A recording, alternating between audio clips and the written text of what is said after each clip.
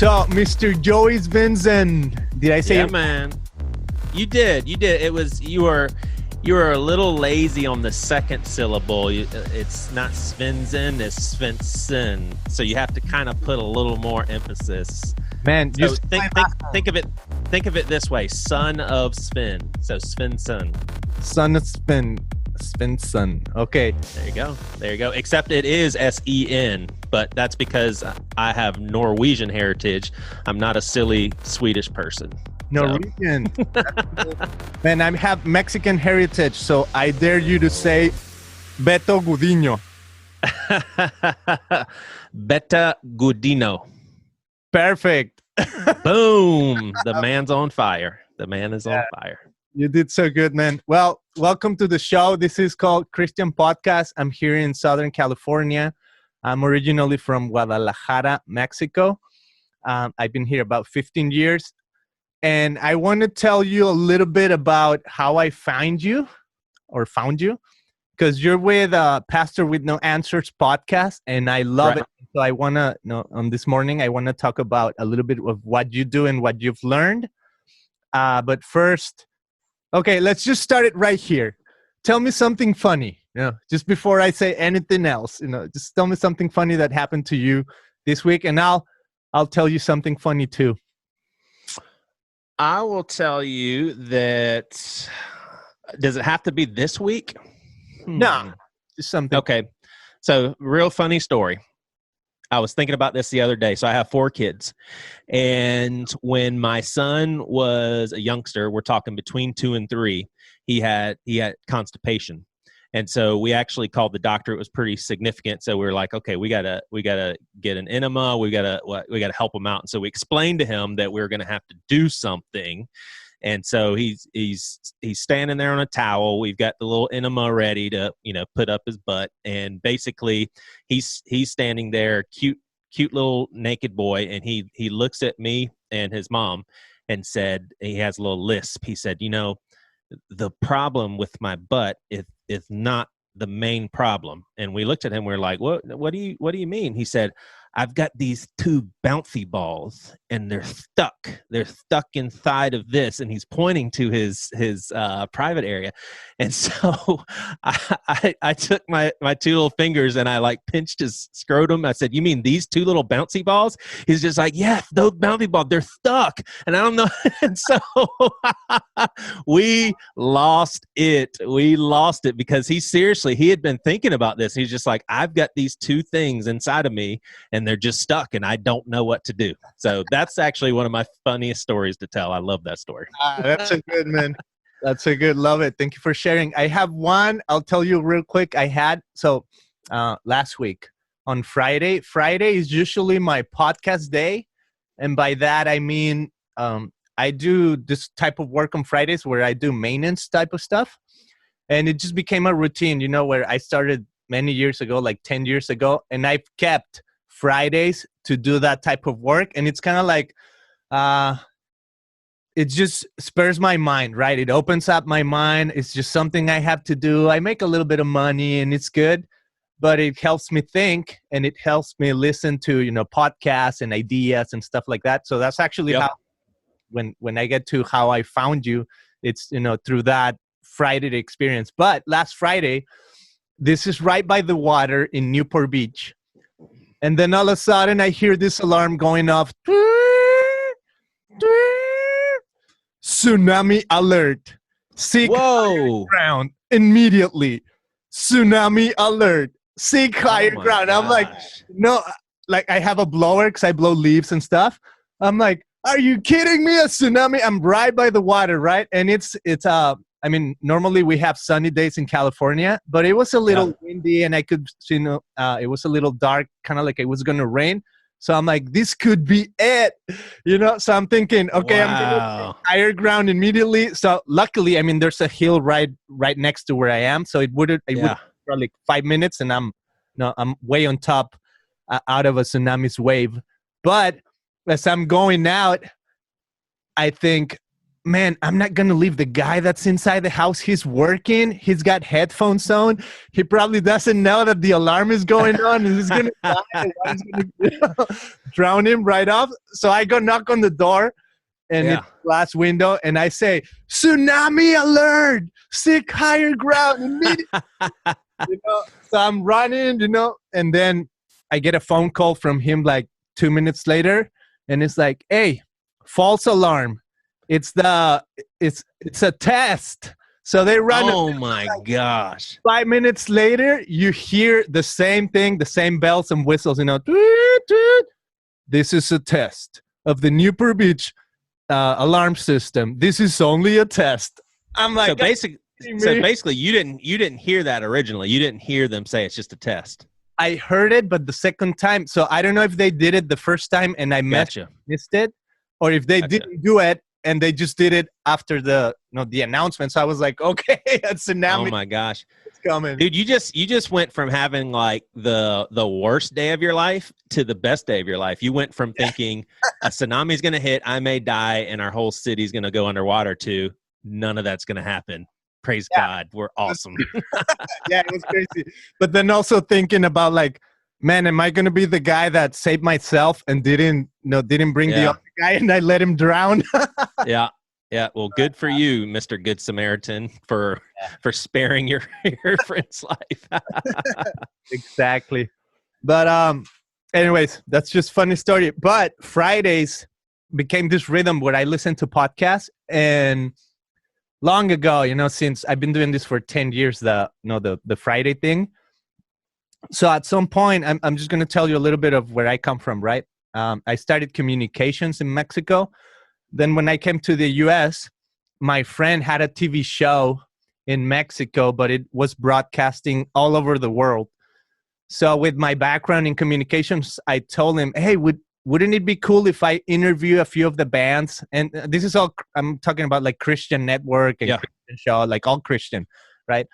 So wouldn't it be cool if I interview bands and ministries here in the US and you can put them on your show? He's like, yeah, that'd be great. Let's do it. So I started doing that and started, visiting several ministries, interviewing bands at like, I don't know if you're familiar with the Harvest Crusade. No. Well, it's a big crusade they do with Pastor Greg Laurie. And it's at Anaheim. Yeah, I know who that is. Yeah, so they do it at Anaheim Angels Stadium, where the baseball field, and it gets packed with like 60,000 people. This is all pre-COVID, right? Of course, but they've been doing it for like 25 years. So they bring bands, Christian bands, Jeremy Camp, Jars of Clay, Toby Mac, you name it, right? Like all the big stars of Christian music industry. So I did a few interviews there, but then one day I traveled to Creation Fest in Washington, and I met, several bands too, but one of the bands that I interviewed was Emery. Yeah. And then Emery, at some point, my friend told me, hey, you should check out this podcast. This is way back, man, like years back, like 6 or 7 years back. And he said, you should check out this podcast. It's by the band Emery that you interview. And they're pretty funny and whatnot. So I checked it out, and I don't remember if you were in that show like from the get-go or not. But eventually, it became my rhythm where every Friday I'm listening to like these three dudes having a good time. And that's kind of how I met. It was the Bad Christian podcast, but also I found out, this guy has his own podcast called Pastor with No Answers, and just the name itself was super interesting. Like a pastor with no answers. Well, what kind of pastor is that? What kind of questions can I ask if he doesn't have?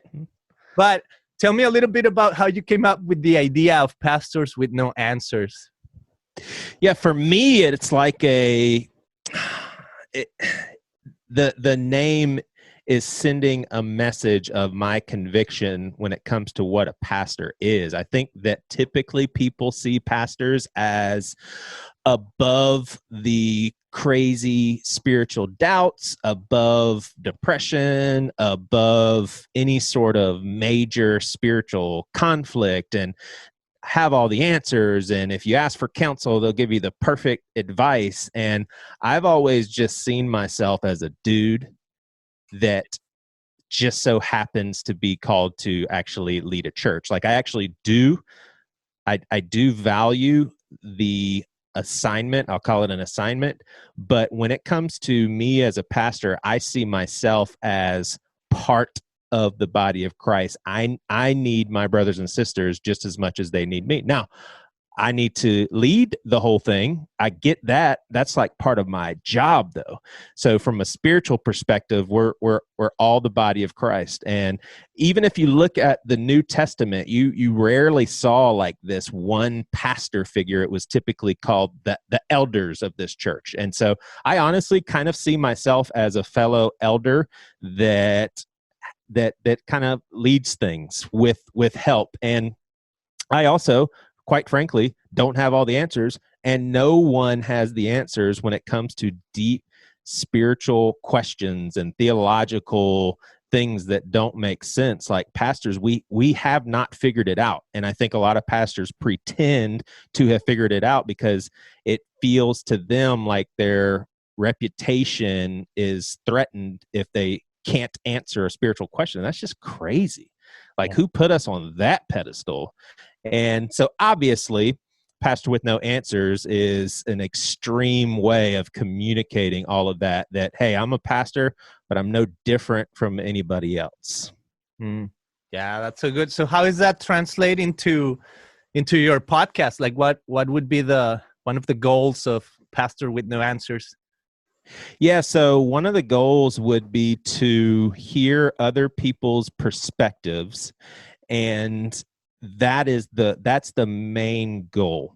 And so if someone shares a perspective that I don't agree with, I'm typically not going to make a huge disagreement with them unless it will further my understanding of their point of view. Because when I get a guest on the podcast, I'm basically saying to our listenership, hey, here's someone who I think is interesting, and I just want you to listen to because I think you would either enjoy it or maybe you would get something out of it. But I'm not saying, hey, this is someone that I agree with everything they're saying. I think sometimes people want you to be combative, and sure, some podcasts are set up that way. But recently, the episode that has just been released on Pastor with No Answers with Jay Baker, he's the son of the most famous televangelist duo, Jim and Tammy Faye Baker. He definitely has some theological leanings that I do not agree with, but that wasn't the point of the show. The point of the show was to hear what he believes, what he thinks, kind of where he's at spiritually. And so that would be why it's Pastor with No Answers. Now, I also feel like I am in a new territory in my Christian faith where certainty is not super important to me. And wow. So I think that comes out also. Now, let me qualify that. I have all the faith in the world that Jesus is my Savior, that he's God, and that I'm eternally good to go. Like I feel sure of that, but it's still an act of faith. But when it comes to all the other stuff, like what biblical interpretation and inerrancy and the Trinity and just all these sorts of things that a human can't wrap their mind around, like we're not supposed to have certainty about all this stuff. Like God is the only one that can have certainty. Another thing about the show, though, and it may not be the best way of positioning a podcast. Like I think a lot of podcasts are maybe better when they have like an actual niche of a target. I pretty much do episodes with just anything that's interesting for me. So I had a mental health crisis last year and almost completely took me out. And so it took about a year for my wife and I to get to a place where we wanted to share our story to destigmatize mental illness. But we have dropped a couple of episodes that basically walk people through our story, and we talk about mental illness. We've got a third one coming up this week, actually. I don't know when this episode's going to air, but so we do those sorts of episodes. I've interviewed people that in the indie music scene. My brother and I talk a lot about music and stuff, but for the most part, I come from an evangelical fundamental background. And so I'm interviewing people typically with a more progressive posture because I want to learn from that perspective. But for example, we did a Halloween episode where we interviewed the designated exorcist in the state of Indiana by the Catholic Church. And we heard some crazy demonic stories that were just, believe it or not, they were some killer fun stories. We did an episode with Propaganda and his wife who experienced a mental health crash. Brian Zahn is a pastor that has some really good political insight. And honestly, we've for really off the wall, we actually did an interview with Westboro Baptist. A lot of people know those guys as the picketing church that goes into funerals and has really atrocious offensive signs. Like, I got in contact with them. And that's the thing, is a lot of people are, why would you even pay any attention to them? Why would you give them any platform? And it's like, I kind of want to know why they think they can be the way that they are. And some people reached out to me and they said, man, I really appreciate the fact that you were able to talk to that dude and not fight him with anger and raising your voice, because honestly, I wanted to hear their perspective. And I believe that is an example of someone that we're still to love. I mean, Jesus says, love your enemies. Well, that means everybody in between, your friends, your enemies, and everybody in between. This guy's not an enemy to me, but he is an enemy to what I believe is human goodness and decency. So we still had a decent conversation, though, and I respected him as a person. Wow. I love when you say human goodness. Oh, man, I'm all about that. And I would say, I almost feel like I know you. This is the first time we're talking, but because of that rhythm that I developed, listening to podcasts and listening, to your previous podcast with Bad Christian, I've listened to so many episodes, man. So it becomes really like, almost like, hey, this guy could be my friend. You don't know me, right? But I'm listening to your voice every day or every week. Right. And, Pastor with No Answers, I've listened to so many episodes, and I listened to the ones about your depression or dealing with, the mental illness part. And I wonder how many times, I'm going to be a little long with this intro to the next question, but I wonder how many times when Jesus interacted with people in his ministry, how much of it was just rhythm and being present and being a part of a community where he would see people every day. So for example, when you read scripture, it's funny that, he lived on earth for like 30 something years, right? But here we have 4 gospels that is like the summary of what he did. But I love when it says, Jesus showed up to the synagogue in Nazareth as it was usual for him to do. So I'm like, wow, what does that usual mean? Does that mean like he did it for a whole year, for 5 months, for 6 months, for 3 years? Like, I don't know, but it gives you this impression that it's something he did continually. And I wonder how much of his interaction with people was he met people in that way. When he saw somebody and he's healing them, perhaps that was not the first interaction he ever had with them. Perhaps he's seen the beggar, again and again, or, people suffering any type of illness. Maybe he knew about them and it just became, one day it became the divine encounter or whatever you want to call it. So in that sense, I feel like I could say a lot about you. For example, like I know you work at a church, right? It's Seacoast, that you're a pastor, that, you wear in the Christian podcast, that these guys were your best friends, that you played in a band. And, I've last year, when I was listening, I'm like, where's Joey? Right. And I was listening to the Bad Christian, like, where's Joey? And then, trying to find out what happened to you, and then coming back to the, Pastor with No Answers, and realizing, oh, wow, he really went through a dark phase. What was helpful for you to overcome that? Well, for me, it was it wasn't really a situational mental health crisis. It was actual biological. Well, I'm I don't know the word I'm looking for, but I have inheritance from my dad who has struggled with depression. And so I kind of have that in my genes. And I think his dad struggled in the same way. So I had been on medication for years. And for those who are unfamiliar with antidepressants, they can put a damper on your sex drive. I'm 43 years old. I don't want to stop having sex. They can kind of dull your mood and keep you from crying and really moving movies. And I like all that stuff. And so I was just like, you know what? Screw this. I'm going to try. I'm going to see how I can fare without medication. And I did it at DIY. I didn't tell a psychiatrist, and I did taper off slower because I knew that's what you needed to do. But so I had 2 or 3 months where I was not falling back into my depression, and I was super jazzed. I was super excited. Now my anxiety was through the roof, and I didn't really understand anxiety at that point.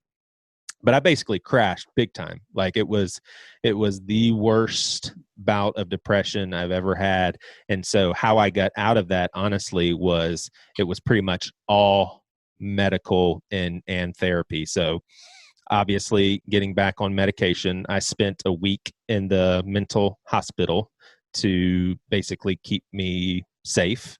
And I did treatments called ECT. That's like electromagnet convulsive treatments. So it's basically an induced seizure that for some reason or another can help people get out of a major bout of depression. So I probably did that like 16 times. And during that time, I can't drive.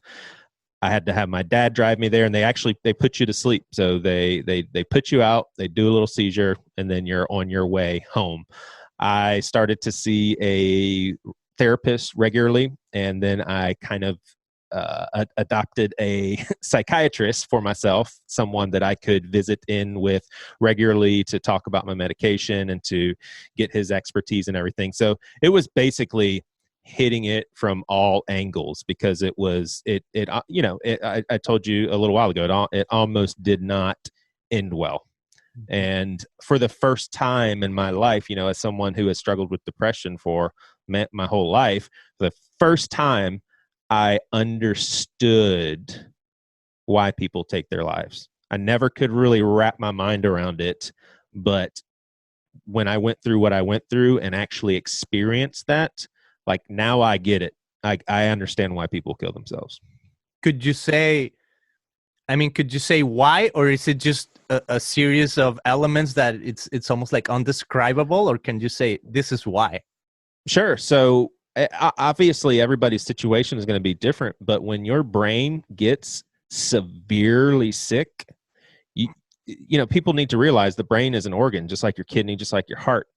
But fortunately and unfortunately, it is the mechanism that basically controls all the other organs, but also your mental vantage point, how you see the world, your perspective, your mood, your ability to reason, all of that stuff. So if it gets severely sick, you can really be convinced of some stuff. So I got to a point where I was convinced that I wasn't ever going to get better.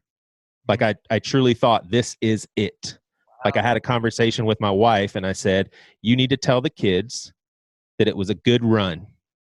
Like we did this together, and I was their father for a little while, but the show is over. You need to tell them that. And so I truly believe that I wasn't going to get better.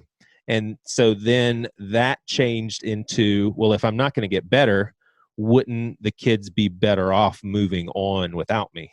And so I literally had about a day and a half or 2 days where I was absolutely convinced that the only option was to take my life. Like I was 100% convinced that was what I needed to do for my family and for myself. So now, having gone through that and being on the other side of that, I don't believe that anymore. Like I truly don't believe that I should have done that. But that's people have got to let that sink in. When your brain gets sick, it changes your whole filter system.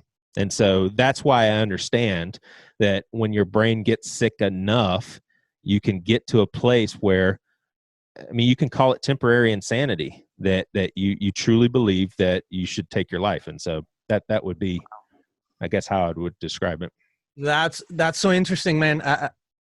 I don't think I've ever met or like I don't have any really connection to anyone that has gone through, like mental illness on that severity. Right. And it's really hard for me to wrap around, my head around, like, what does this mean? Why would people do that?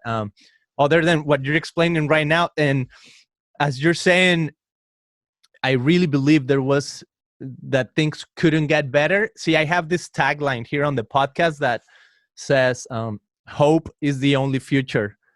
And in a sense, I mean, but you're saying really that, that the brain as an organ, right? It's not capable. Are you saying like the physicality of the brain cannot produce hope, cannot produce a mental picture of a better future? Yeah, at a certain point that can happen. It's physiological. It changes your thoughts. Dude, I did not have any hope. None. Like I did not, like, I was convinced the show was over and I'm never getting better. There was no hope. And we haven't released this third episode on our story. It's coming out in a couple of days, but we interview our pastor friend who is also a licensed therapist. And he asks us, was there a certain point when spirituality was not helpful? And I was like, yes, absolutely. Like, I crossed that line by a mile. If anything, visiting my faith brought more stress, because I was freaking out about my doubts, and I was freaking out about stuff that I just have no business freaking out about. So I couldn't even see spirituality as a positive thing. So yeah, I mean, it's physiological. I did not have any hope. Yeah, didn't have hope. To me, it's so interesting, the connection between like the physicality of the brain, the organ, with the spirituality of who we are as human beings. And in my mind, I feel like they're just correlated and connected. And I feel like I cannot separate them, and even as I talk about hope, to me, it's a very spiritual act. But I'm just curious, what is helpful for people around you, or for people that don't understand it? What has been helpful for them to, maybe open their minds to, like, oh, this is what Joey is going through? I don't know. Just how do you tell people about this? How do you kind of help, or those of us who don't understand what it means, what is helpful to say, so that maybe we can have a better idea of, like, hey, if you see it this way, you might. Yeah. So I mean, I would make a distinction. With what I went through with what I've experienced my whole life. So I experienced bouts of depression, bouts of anxiety. This is a whole new ball game. Like, this is a once in a lifetime, and I truly believe that too, because I'm never going to get completely off my medication. This was a once in a lifetime sort of deal. And so that, it depends on which one you're talking about. If you're talking about what I went through last year, that what we're discussing right now, I mean, one thing I can tell you is there was very, very well-meaning, dear friends that said, hey man, let's just go out to eat, man. Like let's get your mind off things. Like, man, let's just go for a walk. Oh my gosh, they just could not understand that I could not get there's certain times where I no way in hell I'm going to go into a restaurant. I don't want to see people. I don't want to talk to people. There's nothing that I can give you, and there's nothing you can give me that is any help. Like, I woke up one morning and my wife had written on a little dry erase board, your friend Scott is on the way here. Scott's 3 hours away. He was coming on his day off to visit me for an hour and a half, and he was going to go back up to the Charlotte area. I texted him and my wife immediately and said, do not come. Do not come. Like, I did not want to see anyone. So I think that's what people have to understand is once it gets to a certain place, the sort of normal practical things of, hey, just get out of the house is useless. Wow. So what would be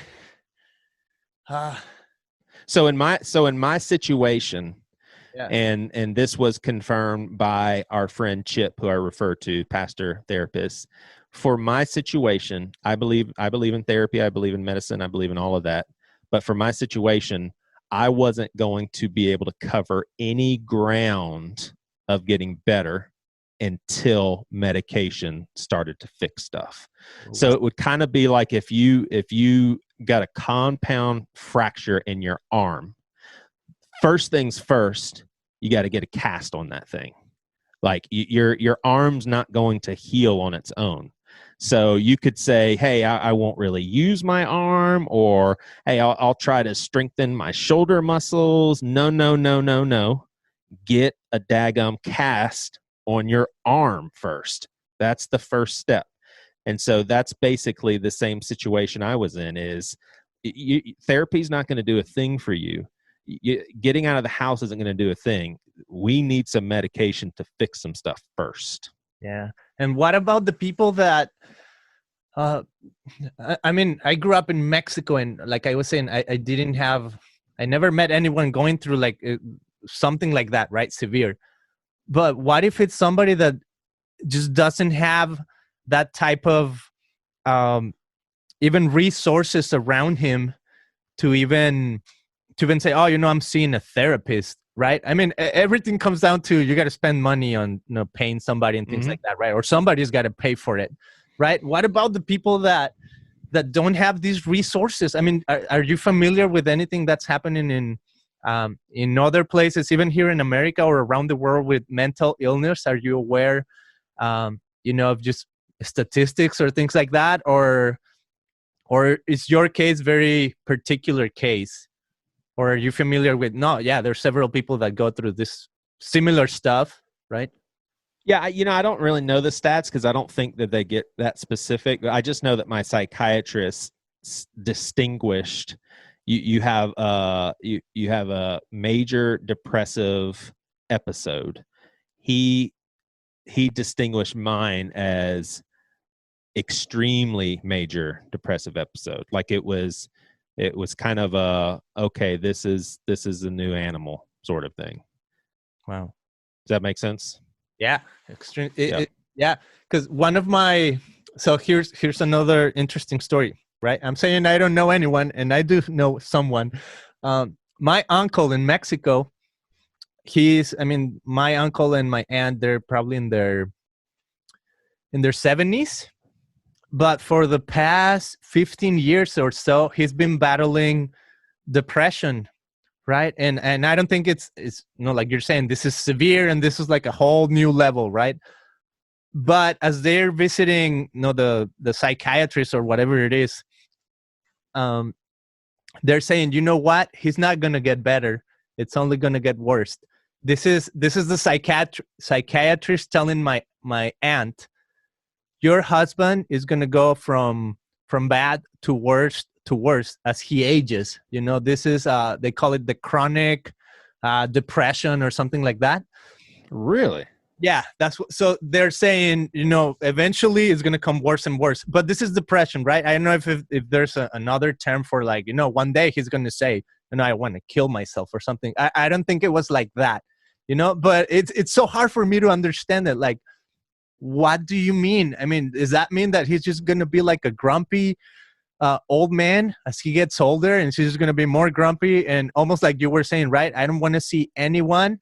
And I don't want to be, if people are battling this, I don't want to sound like a jerk, or like, in a sense, I just don't understand, right? Yeah. But I'm trying to wrap my head around it, and what does it mean even for my uncle to go through something like that. And when somebody says, it's just going to get worse, in the brain, depression is like, okay, so what do you do? I mean, if there's nothing you can do, what can you do? You know, so my aunt, every now and then, she tells my dad in Mexico, because he's got a cabin in the woods. He's like, hey, can I borrow your cabin for a weekend? He's like, I just got to get away from my husband for a weekend because I feel like I need to breathe. You know, I need to be outside of that. And as I think of faith, as I read it in scripture, right? And with Paul, of course, I mean, when you ask what is faith, faith is the evidence of things unseen. It's almost like calling out what doesn't exist into existence. But even how would you define it? You know, how would you describe faith to people? Man, do we have 2 more hours?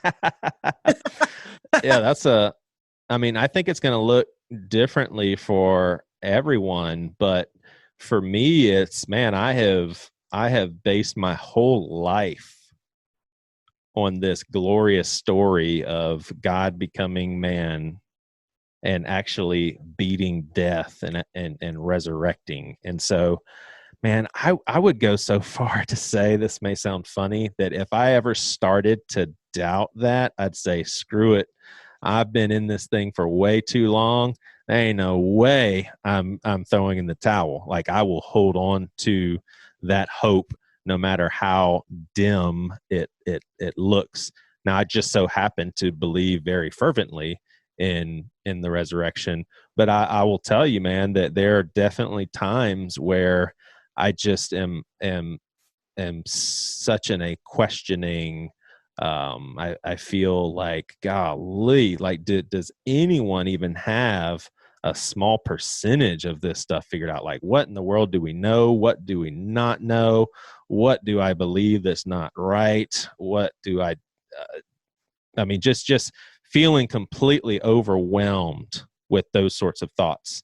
And I will tell you this, that for me, it's been a really big deal to have these, I've talked about it before, but it's almost like these split-second spiritual encounters where I feel complete, utmost peace. And I cannot describe it any other way than the presence of God saying, hey, man, you're okay. Like, just, you're fine. Like, you got to go through a lot of this stuff, maybe to help other people that go through the same sort of deconstruction, but you're fine. I'm with you always. And you know what? If it's not God, I that's not affecting me negatively, because I really believe it is. And so if I find out on the other side of life that it wasn't God, well, who cares? It was super helpful. But I am pretty much 99% convinced that that's my father, my mother taking care of me. Perfect God. Wow. And I mean, what would be the 1% that's missing? Just the uncertainty, or the 1% is the fact that I beg to differ with Christians that say we can have certainty about what we believe. I'm like, no, you can't. Like, let's just boil it down to science for a second. You don't know if what we believe is true. There is a chance that none of this is true. There's a chance. Like, of course there's a chance. Like, please, for the love of God, let's admit the fact there's a chance that nothing we believe is true. Like, it's scientific. There is a chance. You have never died. You have not died before. So that, it's logical that you do not know, and you can be wrong and I can be wrong. So that's where that 1% falls. Okay. Because my question would be, I'm just going to stick to the theme of hope and faith. Could faith be that 1%?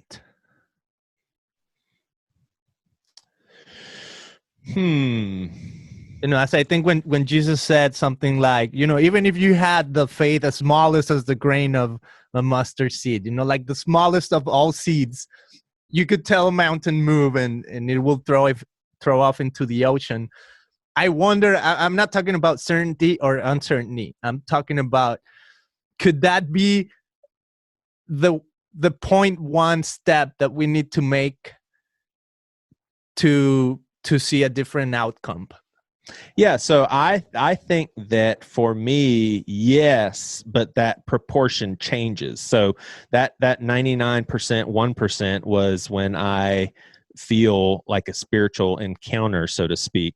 But there'll be some times where maybe I'll be 60% sure and 40% faith. Maybe there's times where I'm like 20% convinced and it's 80% required faith. Like I think it kind of ebbs and flows. Like there are definitely times when way more faith is needed. I don't know if that's how it works or not, but that's kind of how it sits in my head. Is that's gonna fluctuate.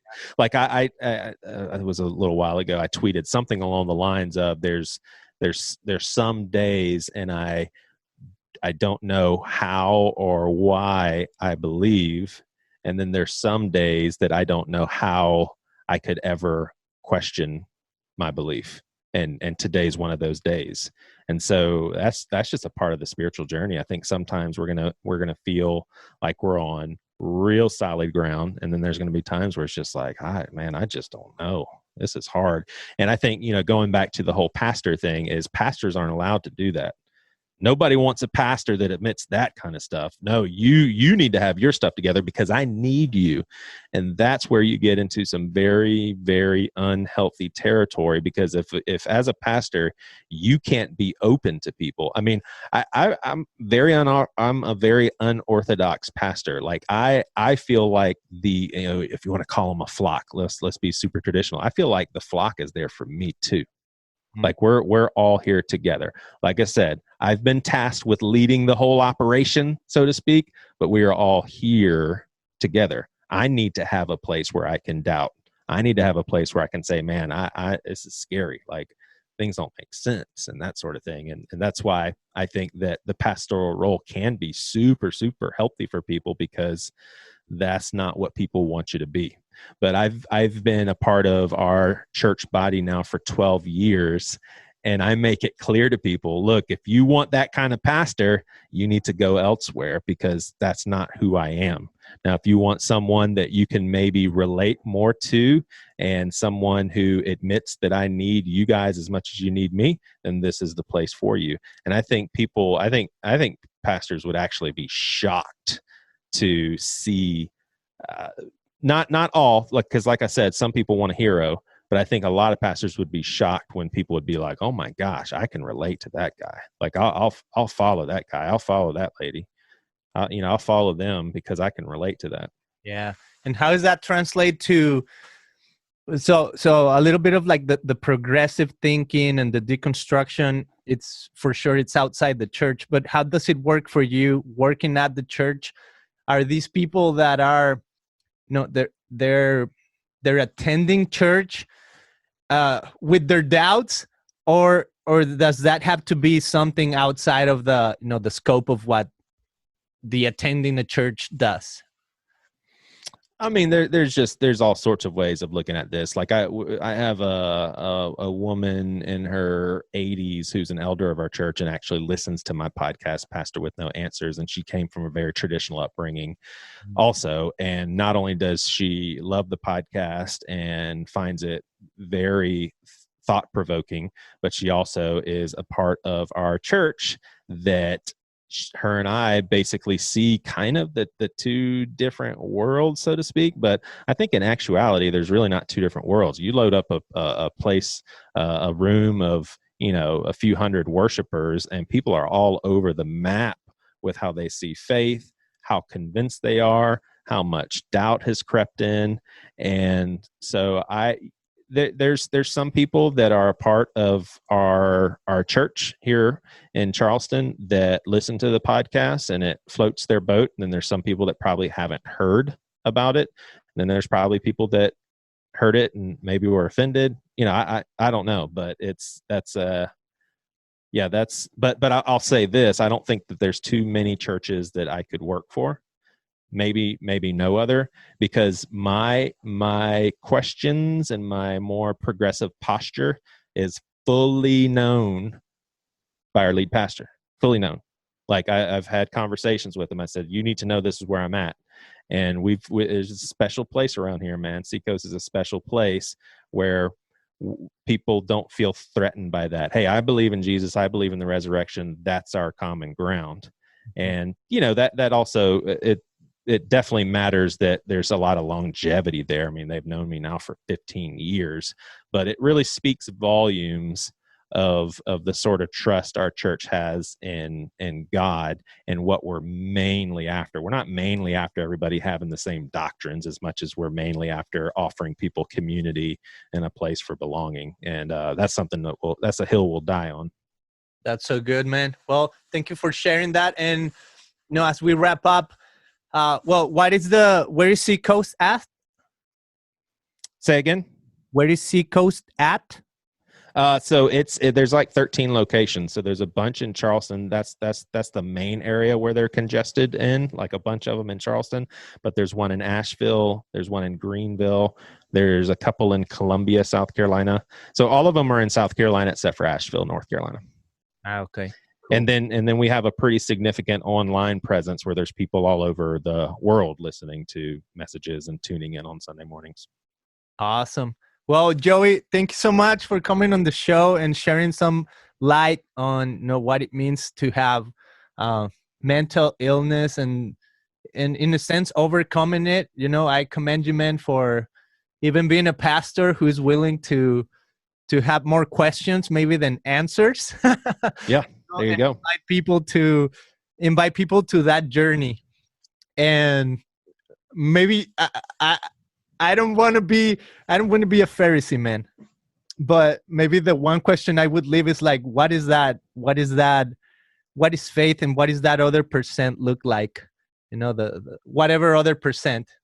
But I want to believe that there's always hope and there's always a better future. So even for my uncle, I feel like I gotta call him and say, man, even if the woman is saying there's no hope, I want to say right now there is. And I don't know what it looks like, but yeah. I don't want to I don't know. I just feel like I want to think more, half full glass and positive than Yeah. But would you have any last words or thoughts you want to share? No, man, we covered a lot of ground. And I appreciate it. It was a fun conversation. Cool. Thank you so much, man. Have a good one. Bless you. Yeah, you too, man. All the best. Thank you so much. Bye.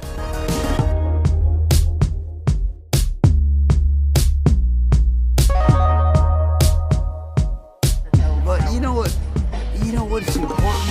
Family. I lost what little I had.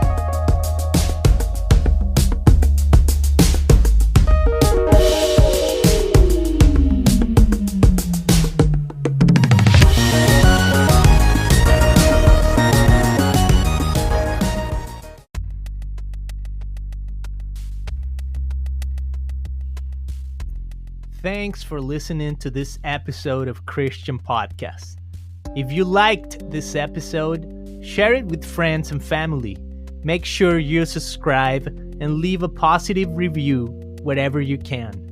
You can also visit christianpodcast.com to learn more about our show. Hasta la vista.